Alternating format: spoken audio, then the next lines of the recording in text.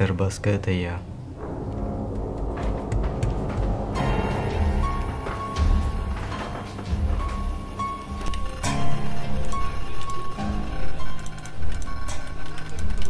Хайхан орден. Бяхтара. Ага, молодец.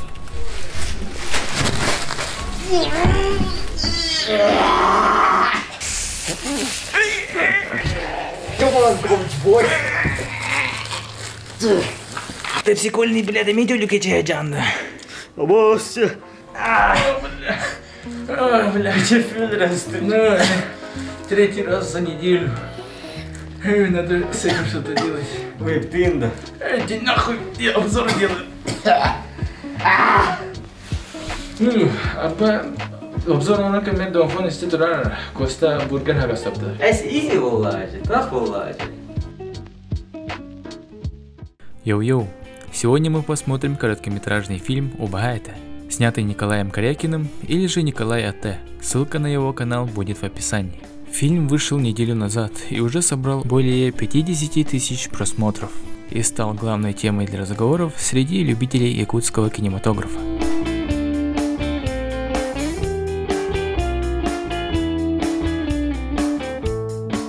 Итак, фильм начинается с ночного леса, где двое мужчин оказались не просто так. Одного из героев зовут Миша, а имя второго неизвестно. Скорее всего, по задумке автора, это должно придать таинственности персонажу. И это сработало. Мне бы хотелось увидеть его в следующих фильмах от Николая. Так вот, Миша начинает переживать из-за совершенного преступления и в состоянии стресса вызывает своего зятя на бой. И кстати, это тот самый момент из трейлера. И честно говоря, я никак не ожидал, что фильм будет в жанре криминальная комедия. Я думал, что это будет просто комедия. И поэтому следующие кадры меня нормально так шокировали.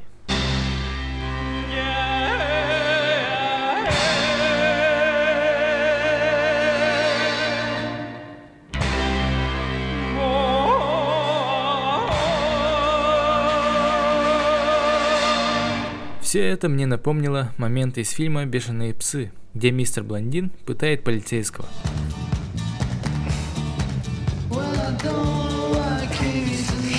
И кто знает, может этот самый труп был тоже полицейским. Оказывается, они похитили человека, и пока Миша отсутствовал, зять из-за недопонимания убил пленника, чего их босс запретил делать. Затем зять пытается распилить тело, за что Миша его отчитывает.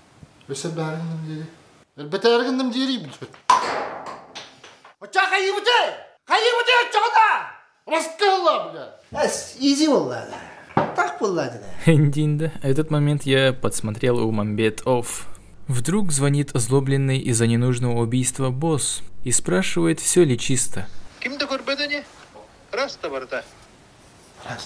И с этого момента я постоянно угораю, так как зять воспринимает вопрос прямо. Босс приказывает им закопать тело на сопке, а перед этим возникает диалог с деревянным пистолетом.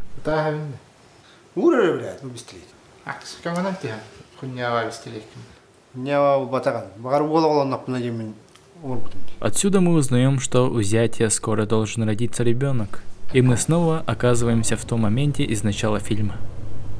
Ребята, выпустив пар, садятся в машину, и зять говорит Мише положить лопату в багажник.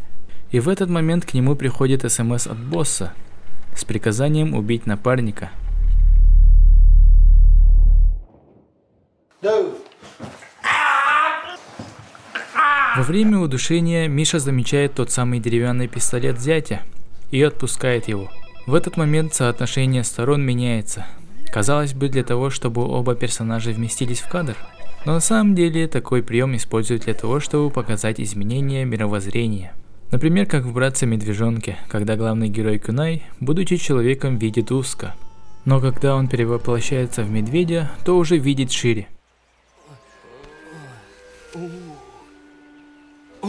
Так что можно сказать, Миша в этом моменте принял моральные ценности. Это кто нам? Дом фото, это что ли?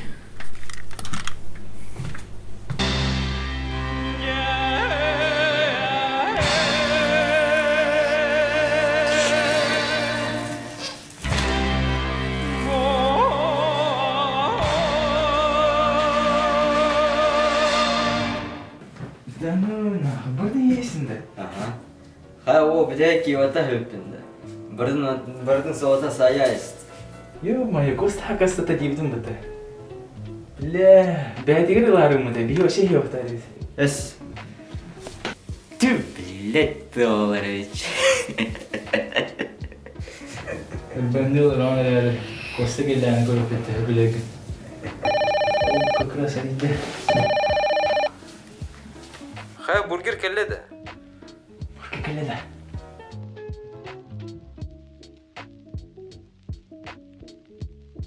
О, келеді. Ха, бачаңа жері келіліктір іштелі. Тұтты ұхатылары. Әлеңін білірі.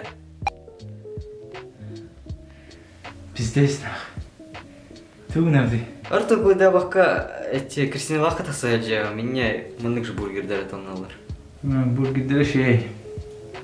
Заебись. Да похуй, так сану. На взором дальше. Затем герои решают убить самого босса. Придумав план, Миша говорит боссу, что все сделал по его указаниям и теперь ждет оплату. Но оплачивать ему будут не деньгами, а жеребятиной.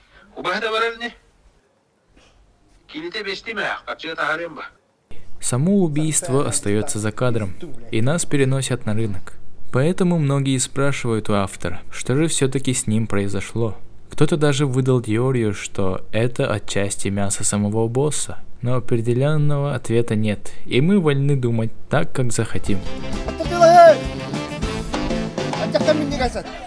На этом фильм заканчивается.